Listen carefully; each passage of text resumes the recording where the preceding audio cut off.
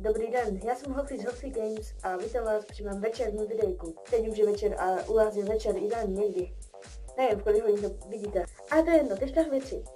Máme tady hate a kopírování Goga, nebo spíš Gogo, že kopíruje Pewdieho. Ale to není vůbec pravda. Pravda je, že nikdo nikoho nekopíruje. Možná nějaký kopírák.cz skopíroval třeba Mikrák Let's Play a to je kopírování. Možná to tam bude trošku síčit, teďka moc nevím.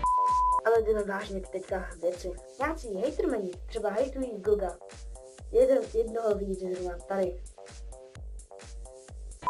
A oni si na těch videích vydělávají. Za to, že hejtují, si vydělávají. Až si se ptáte, jak si teďka vydělávají. Vydělávají si jednoduše. Vždycky natočí nějaké video, kde hejtují Goga či jinčí postavy a fanoušci Goga a jinčích postav se na to zhlédnou. Někteří další hejtermeni udají klidně odběr. A tak si dává na zhlédnutí a počet odběrů a ke zpeněžení.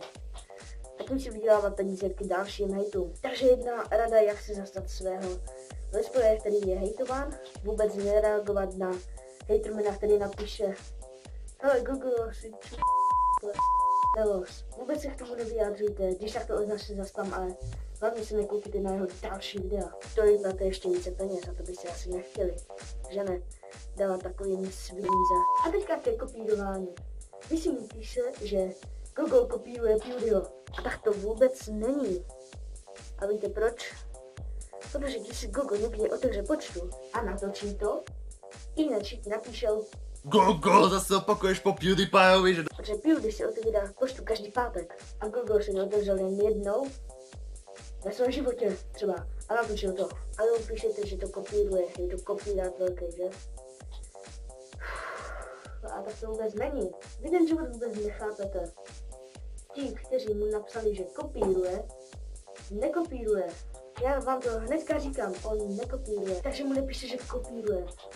Protože tím ho ještě více naštve. A on ani nekopíruje. Všichni si myslí, že kopíruje, ale nekopíruje. Například, Gogo nikdy neskopíroval zvuk a nápad. Co mě teďka napadlo? To teďka neskopírovalo. Pardon, že ani neskopíruje. A třeba když Gogo vymyslí, že třeba tak teďka si natočí mapu House of Creep 2 a Pewdie už ji má natočenou. Všichni natočí, že třeba Gogo, kopíruješ Pewdieho, tu mapu už hrál, Ježíši Maria. Gogo, teď si teda kopta. Takhle to rozhodně nebylo.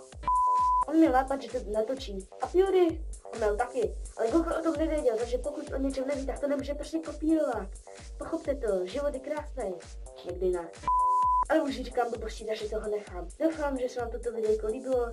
Pokud ano, dejte like. Pokud ne, tak dejte dislike. Takže já se s váma nyní loučím a čau. Ano, to je kopírování. Ne. Takže zatím. Čus.